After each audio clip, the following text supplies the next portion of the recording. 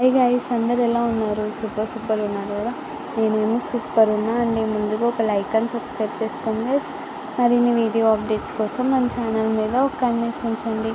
అలానే మనం ఈ వీడియోలో మేఘ సందేశం సీరియల్ లేటెస్ట్ ప్రోమో ఎక్స్ప్లెయిన్ చేసుకుందాం. ఆకాష్, తార ఇద్దరు పబ్కి వెళ్ళింటారు కదా. అక్కడికేమో భూమి ఫ్యాషన్ డ్రెస్లో రెడీ అయ్యి వచ్చింటుంది అనమాట. భూమిని చూస్తున్న ఆకాష్ ఏమో షాక్ అయ్యి తారాని కింద పడేస్తూ ఉంటాడు.